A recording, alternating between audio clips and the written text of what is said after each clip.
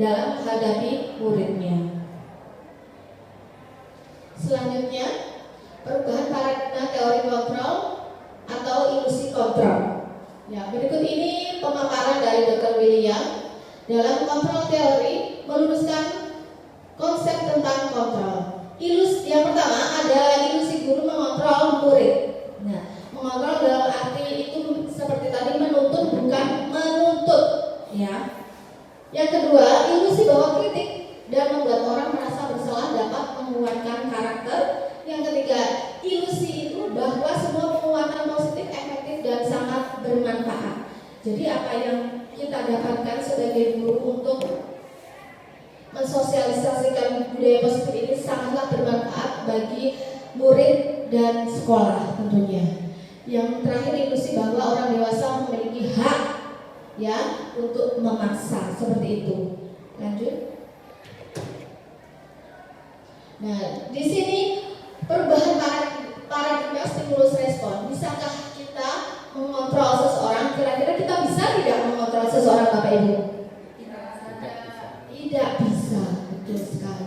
Di sini ada perbedaan stimulus respon dan teori kontrolnya. Kita mencoba mengubah orang agar berpandangan sama seperti kita itu tidak akan mungkin, ya, karena setiap anak, setiap orang itu memiliki karakteristiknya masing-masing, unik lah ya. Dan untuk teori kontrolnya kita berusaha memahami pandangan orang lain tentang dunia. Kita bisa menghargai karakteristik orang tersebut. Selanjutnya, nah, apa makna disiplin? Kira-kira disiplin itu apa sih sebenarnya? Ya, makna disiplin itu dimana menjadi sesuatu yang dilakukan oleh seseorang pada orang lain untuk mendapatkan kepatuhan. Disiplin yang positif itu berarti menumbuhkan disiplin yang didorong dari dalam diri anak tanpa adanya hukuman dan hadiah. Nah, keluarga memerlukan aturan dan batasan yang jelas tentang apa yang boleh dan apa yang tidak boleh dilakukan untuk kepentingan bersama. Selain anak melakukan disiplin di sekolah, anak itu juga mendapatkan disiplin di lingkungan luar sekolah, yaitu di rumah, dan dapat didukung oleh orang tuanya. Kata disiplin yang sering dikaitkan dengan tata tertib, kepatuhan pada peraturan, dan disiplin itu juga struktur, ya. Kata disiplin juga sering dihubungkan dengan hukuman. Padahal itu sungguh berbeda, karena belajar dari disiplin tidak harus memberi hukuman. Justru itu adalah salah satu alternatif kita untuk tidak digunakan sama sekali. Ki Hajar Dewantara menyatakan bahwa untuk mencapai kemerdekaan, syarat utamanya adalah kita harus disiplin yang positif. Tidak ada di sini disiplin yang negatif untuk menciptakan motivasi internal. Jadi kita tidak dapat memiliki motivasi internal, maka kita memerlukan pihak lain untuk mendisiplinkan kita. Di sini ada teori motivasi perilaku manusia. Ada tiga macam motivasi manusia. Ada motivasi eksternal, yang kedua ada motivasi internal, dan yang ketiga itu untuk motivasi internal ada tujuannya, yaitu tujuan berdisiplin positif. Nah, ini budaya positif, ada lingkungan positif, dan keyakinan kelas atau peraturan kelas. Kira-kira keyakinan kelas dengan peraturan kelas itu sama atau tidak, Bapak Ibu? Berbeda. Ya, sangat berbeda, tidak sama. Nah, budaya positif di sini merupakan perwujudan dari nilai-nilai atau keyakinan universal, ya. Jadi untuk keyakinan kelas di sini ada nilai-nilai, berbeda dengan peraturan kelas. Kalau peraturan kelas di sini ada salah satu pihak yang mengontrol, itu peraturan. Kalau keyakinan kelas itu ada nilai-nilai yang kita tanamkan dalam keyakinan tersebut. Jadi ya, saya mencoba untuk membuat keyakinan kelas, ya. Saya di sini pas ditunjuk menjadi wali kelas 11, ya. Selanjutnya saya mengajak anak didik saya untuk membuat keyakinan kelas bersama. Jadi bukan peraturan kelas. Kalau peraturan kelas mungkin hanya saya yang berkuasa di situ, saya yang membuat, anak-anak yang menaati. Tapi di sini tidak, saya membuat keyakinan kelas. Lalu anak-anak menyepakati semuanya. Salah satu contohnya, ya buatlah misalnya saya ada perintah seperti ini, buatlah keyakinan kelas yang akan disepakati kita semuanya. Jadi anak-anak itu menulis apa yang mereka inginkan sampai mereka itu nyaman di kelas kita. Misalnya saja kemarin ada salah satu anak menuliskan dilarang membuli. Nah seperti itu termasuk keyakinan kelas. Lalu saya tanyakan ke anak-anak lagi, apakah kalian setuju dengan keyakinan kelas ini dilarang membuli? Ya Bu, saya setuju. Bagus, itu termasuk keyakinan kelas yang akan kita yakini bersama. Dan apabila itu dilanggar, pasti nanti akan ada dampaknya. Nah, yang kedua misalnya tidak boleh ramai pada saat diterangkan guru. Nah, ini ada salah satu anak yang mengisi tidak boleh ramai di kelas. Padahal di kurikulum Merdeka kalau kelas ramai itu dibebaskan ya Bapak Ibu, malah lebih seru ya.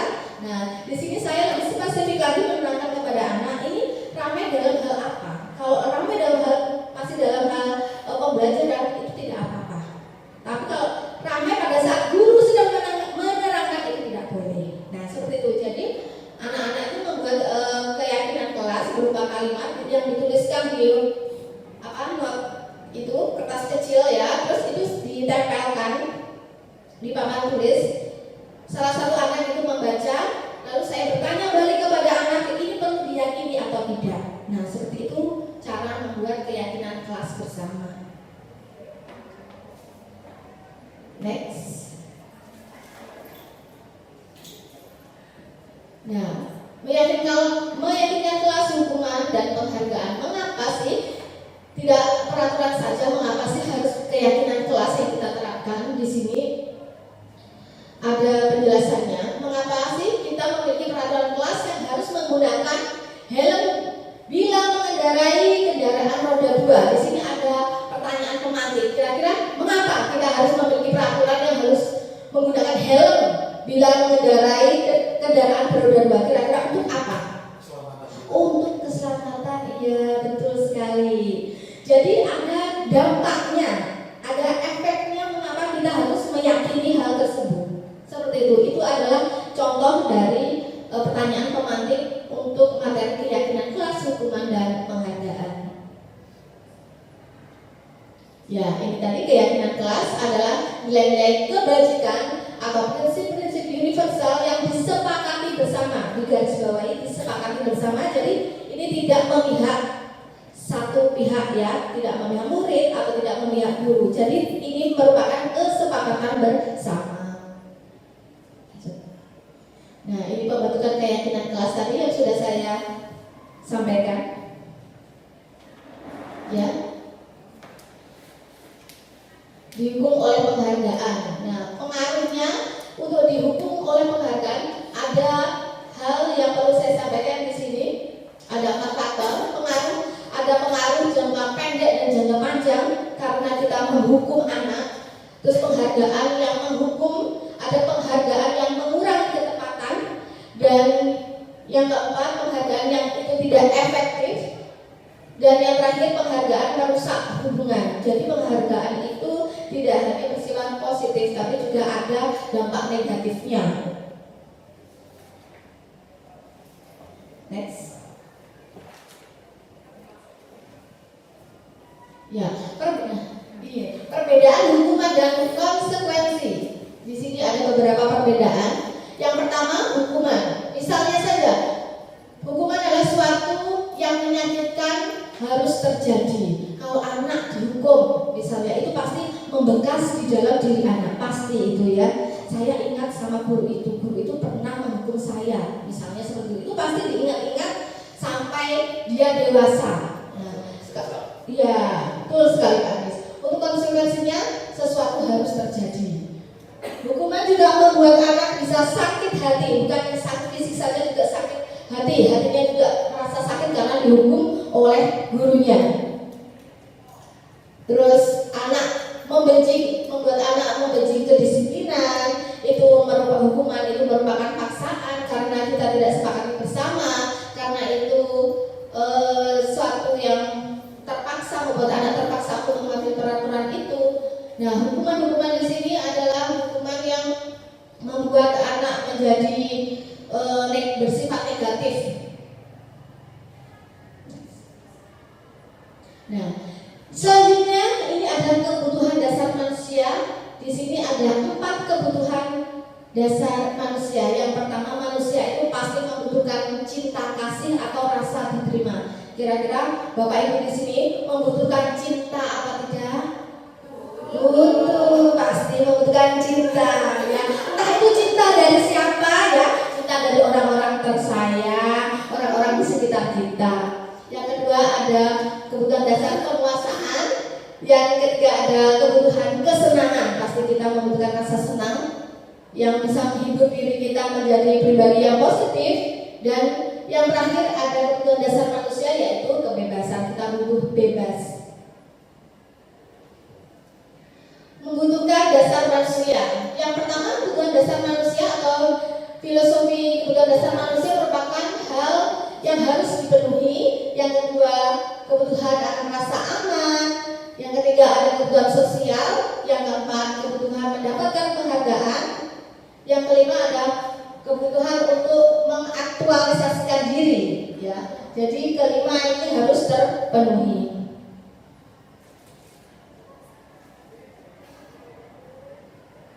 Nah, materi selanjutnya di sini ada 5 posisi kontrol yang harus dimiliki oleh guru. Yang pertama, di sini ada posisi kontrol penghukum. Ya, pernah tidak Bapak Ibu menghukum anak didiknya saat anak didiknya melakukan kesalahan? Pernah? Nah, saya juga pernah ya Bapak Ibu. Mari kita lihat, kita kupas bersama-sama apakah itu sikap yang baik atau tidak ya. Sikap yang benar atau tidak ya sebenarnya menghukum itu. Nah, yang kedua ada membuat rasa bersalah. Yang ketiga ada posisi kontrol sebagai teman. Nah, kita bisa misalnya apabila ada permasalahan, kita bisa memposisikan guru itu sebagai teman. Jadi anak itu kalau posisi guru sebagai teman itu enak diajak curhat ya, sepertinya dia lebih terbuka. Dan yang keempat ada posisi kontrol pemantau. Dan yang terakhir ada posisi kontrol sebagai manajer. Ya, posisi. Ya, kita lihat contoh dari kelima posisi kontrol terlebih dahulu. Apakah kita termasuk posisi kontrol yang mana? Apakah menghukum, atau membuat rasa bersalah, ataukah teman, dan ataukah manajer?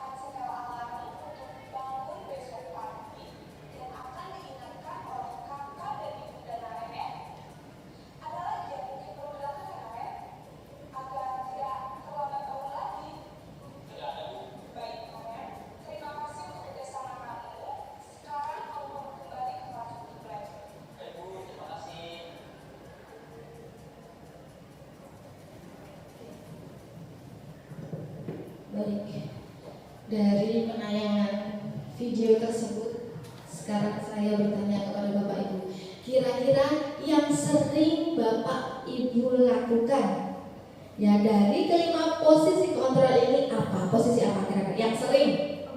Manajer. Menghukum, pasti menghukum ya, sama seperti saya. Kalau murid melakukan kesalahan itu sepertinya kita tuh sudah ada rasa gemes ya, ingin menghukum, langsung kita melakukan punishment, harus seperti ini, harus seperti ini. Nah, sebenarnya itu tidak benar Bapak Ibu.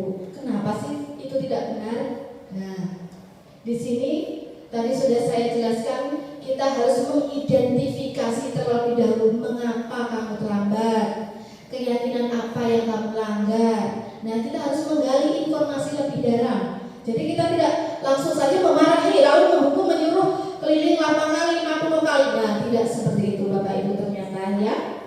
Nah, setiap ada permasalahan itu pasti ada penyelesaian. Nah, apa sih itu restitusi? Restitusi adalah proses menciptakan kondisi bagi murid untuk memperbaiki kesalahan mereka. Di sini ada proses yang harus kita lalui untuk penyelesaian masalah atau kasus-kasus yang terdapat dari siswa. Nah, ciri-ciri restitusi di sini ada 9 Bapak Ibu. Yang pertama bukan untuk menebus kesalahannya, namun untuk belajar dari kesalahannya. Kita belajar dari kesalahan sehingga tidak akan mengulangi lagi perbuatannya. Yang kedua bisa memperbaiki hubungan, ya. Yang ketiga ada tawaran bukan paksaan. Menawarkan kamu harus bersikap seperti ini, bagaimana menurut kamu, baik atau tidak. Nah, jadi kita tidak boleh memaksa kamu harus seperti ini, tidak. Jadi kita menawarkan siswa terlebih dahulu, apakah pernyataan ini bisa dipahami siswa, diterima siswa atau tidak. Yang keempat, restitusi itu menuntun untuk melihat ke dalam dirinya, introspeksi diri lebih jelasnya. Yang kelima, restitusi mencari kebutuhan dasar yang mendasari tindakan. Yang keenam ada restitusi diri, adalah cara yang paling baik untuk memperbaiki dirinya. Yang ketujuh ada restitusi itu fokus pada karakter bukan tindakan. Yang kedelapan, restitusi itu fokus kepada solusi, jadi bukan fokus kepada hukumannya atau anaknya, tapi lebih kepada solusi untuk penyelesaian masalahnya. Dan yang kesembilan ada restitusi untuk mengembalikan murid yang berbuat salah pada kelompoknya. Nah, di sini ada salah satu penyelesaian masalah atau kasus-kasus yang biasa terdapat pada diri siswa. Kita menggunakan segitiga restitusi. Apa sih itu segitiga restitusi? Nah, di sini segitiga restitusi yang pertama adalah menstabilkan identitas, yang kedua memvalidasi tindakan yang salah, dan yang ketiga menanyakan keyakinan. Nah, ini ada tahapan atau prosesnya dalam penyelesaian masalah dari siswa. Nah, ini adalah contoh yang sudah saya lakukan melalui segitiga restitusi. Ini ada kasus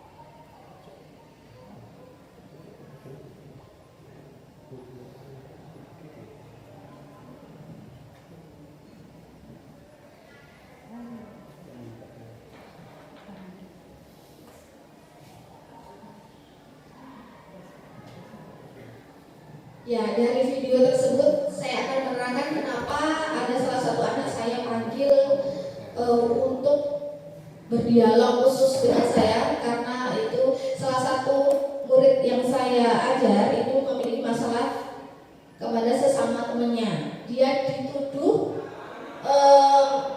menggunakan uang kas ya untuk kepentingan pribadinya, dan dia merasa tidak terima Ya, dia tidak terima, akhirnya dia mengungkapkan emosinya dengan kata-kata kasar sampai dia lemparkan penghapus itu ke papan tulis sehingga temannya itu takut. Nah, langsunglah saya panggil berdialog dengan dia secara khusus dan intensif, dan saya akan menggunakan segitiga restitusi untuk kasus pemecahan kasus.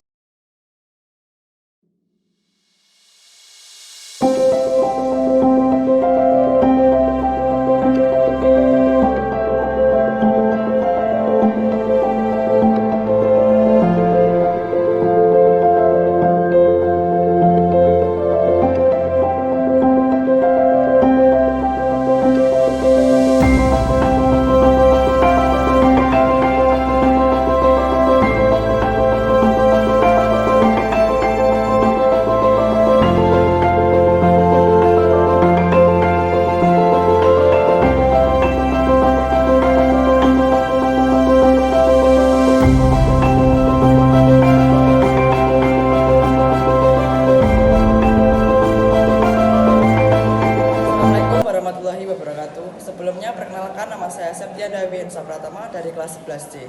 Di sini saya mau memaparkan bagaimana sih pentingnya pembuatan keyakinan kelas. Jadi, pembuatan keyakinan kelas sangatlah penting sekali karena kalau kita di suatu tempat pasti ada sebuah peraturan yang harus ditaati dan dilaksanakan sehingga dapat menciptakan suatu kenyamanan.